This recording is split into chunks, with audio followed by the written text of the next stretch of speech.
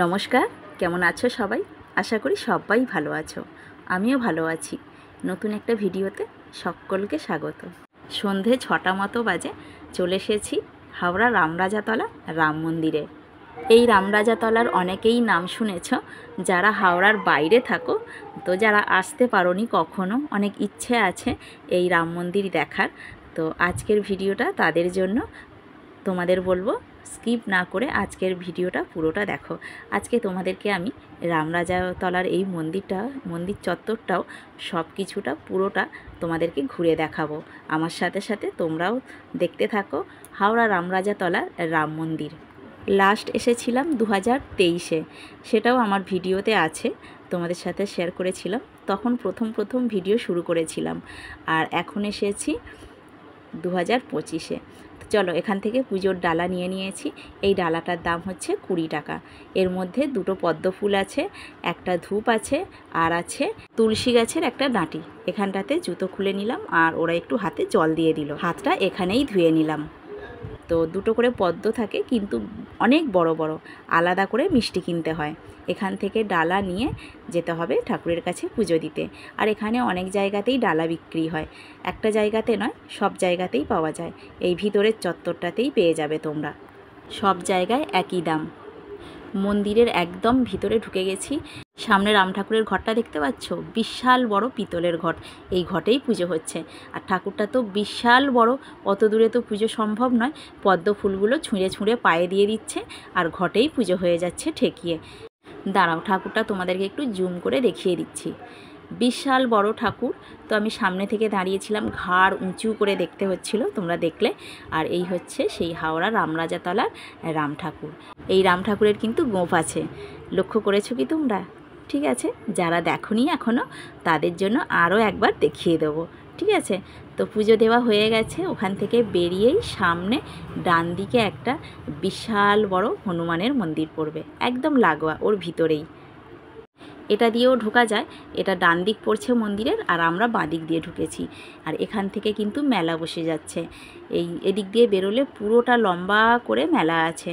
এদিক থেকে ডান দিকে চলে গেলে রাস্তা পেয়ে যাবে, রামতলার মেন রাস্তা।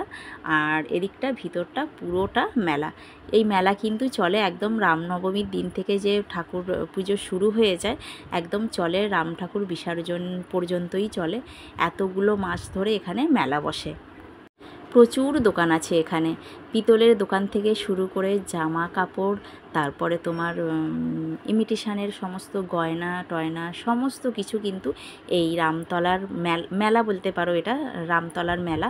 এখানে ওই বেশ কয়েক মাস চলে এই মেলাটা। বিভিন্ন টাইপের জিনিস কিন্তু পাওয়া যায় এই মেলার ভিতরে।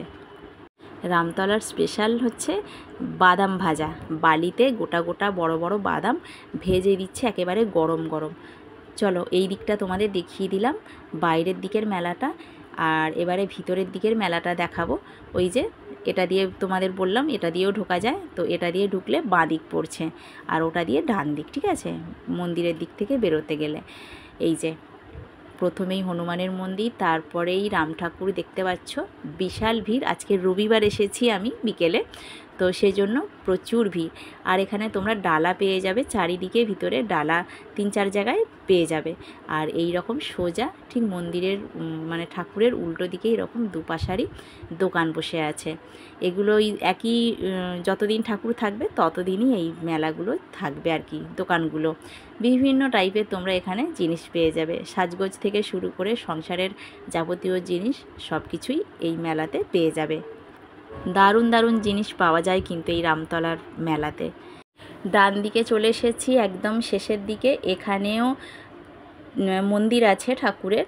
তো 3টে মন্দির পাশাপাশি আছে। 3টে মন্দিরে কী কী ঠাকুর আছে তোমাদেরকে একটু দর্শন করিয়ে দিই। দাঁড়াও, এক ধার থেকে তোমাদেরকে দেখাচ্ছি, নাহলে আমার সব গুলিয়ে যাবে। তো প্রথমেই ডান দিকে আছে নারায়ণ, দেখে নাও। এখানে নারায়ণ একাই আছে আর দাঁড়িয়ে আছে। চলো এবারে পরেরটাতে কি আছে দেখে নিই।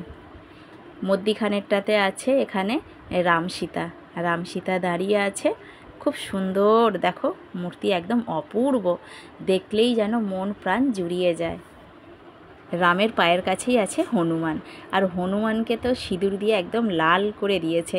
এখানে একজন পুরোহিত মশাই বসে আছেন, সকলকে টিপ পরাচ্ছেন। এবারে 3 নম্বরের মন্দিরটায় চলে এসেছি। 3 নম্বরে আছে মহাদেব। এখানেও মহাদেব দেখছি দাঁড়িয়ে আছে। প্রত্যেকটা ঠাকুরই কিন্তু এখানে দাঁড়িয়ে আছে। মহাদেবের কিন্তু আমরা বেশিরভাগ মূর্তি দেখি বসে থাকা অবস্থায়, কিন্তু এখানে তোমরা দাঁড়িয়ে থাকতে দেখলে। তো চলো, আমি আবার এখানে চলে এসেছি একটু তিলক পরবো বলে। বেশ সুন্দর লাগছে, সবাইকে পরিয়ে দিচ্ছে, আমারও ইচ্ছে হলো একটু পরবো, তাই এখানে চলে এসেছি, লাইনে দাঁড়িয়ে গেছি। এই দেখো, পরেও নিয়েছি। আমার কিন্তু এই তিলকগুলো পরতে ভীষণ ভালো লাগে, যেখানেই যাই দেখতে পেলে পরে নেবার চেষ্টা করি একটু। চলো, এদিকের মন্দিরটা দেখানো হয়ে গেল। এবারে বাকি তো আর কিছুই নেই, মোটামুটি দেখিয়েই দিলাম। এই হলো ভিতরের মন্দিরের চত্বরটা, দুপাশারি দোকান, আর ওপরেও বেশ অনেক ঘর আছে, এখনও এগুলো সব কিছু চালু হয়নি ওপরটা। আর এই দেখো, দূর থেকে তোমার দেখা যাচ্ছে রাম, সীতা, লক্ষ্মণ, শিবও আছে, আর ওপরে আরও অনেক ঠাকুর আছে। তো এই হলো হাওড়া রামরাজাতলার রাম মন্দির। এটা ভিতরের চত্বরটা। বাইরের দিকটাতে মেলা আছে, এদিক থেকে বাঁদিকে বেরোলেই মেলা আছে, এরকম অনেক দোকান পাবে তোমরা। আর এই হলো রাম মন্দিরের ভেতরের চত্বরটা।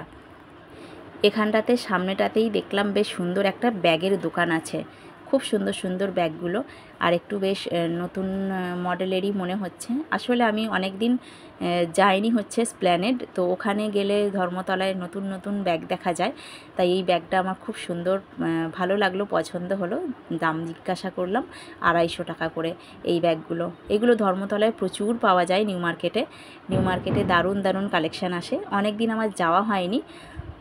আগের বারে যখন এসেছিলাম রাম মন্দিরে এইখানে, তো তখন কিনেছিলাম বেশ কয়েকটা কানের। খুব একটা বেশি দাম নেয়নি, 30 টাকা করেই নিয়েছিল, বাইরে যা দাম সেরকমই দাম নিয়েছিল। আর আজকে এরা এখান থেকে কিনেছে চুড়ি। মোটামুটি আমাদের রামতলা ঘোরা হয়ে গেল। বীভৎস গরম, প্রচুর গরম হচ্ছে, টিকতে পারা যাচ্ছে না। আর এটা যেহেতু তোমার একদম ভিতরে, তো আরও যেন গরম হচ্ছে। অনেক মানুষজন আছে, তাদের নিঃশ্বাস প্রশ্বাস আছে, তো গরমে যেন টেকা যাচ্ছে না। তো চলো, আমাদের ঘোরা টোরা হয়ে গেল, এবার বেরিয়ে যাব এখান থেকে। আর এখান থেকে যে ডালা নিয়েছিলাম তোমাদেরকে তখন দেখালাম, যেটা খুশি নিতে পারো। এই ডালা বিক্রি হচ্ছে যে দোকানটা, এটা দিয়ে আমরা তখন ঢুকেছিলাম। এটা মন্দিরের বাঁ দিক পড়ছে, বাঁ দিক থেকেই আমরা ঢুকেছিলাম, আর এখান থেকেই ডালা নিয়েছিলাম। আর এই ডালার দোকানের ঠিক উল্টো দিকেই একটা ঠাকুর আছে, লক্ষ্মীনারায়ণের মন্দির এটা। এখানে বামন অবতার লেখা আছে দেখলাম, কিন্তু লক্ষ্মীনারায়ণ আমার দেখেই মনে হলো। আর সতী সাবিত্রী আছে। এখানটাতে অনেকগুলো ঠাকুর আছে, আর কী হারে ভিড় হয়েছে একবার দেখে নাও, এখনও প্রচুর মানুষ ঢুকছে। তো মোটামুটি আমাদের রামতলা ঘোরা হয়ে গেল। এবার এখান থেকে বেরিয়ে যাচ্ছি। এখান থেকে বেরিয়েই সামনেই রাস্তা। এই বেরোবার মুখটা তো বেশ অনেকগুলো দোকান আছে, বিভিন্ন টাইপের জিনিস পাওয়া যাচ্ছে। এই দেখো, এখানটাতে যেমন প্রচুর কানের পাওয়া যাচ্ছে, আর এখানটাতে একটা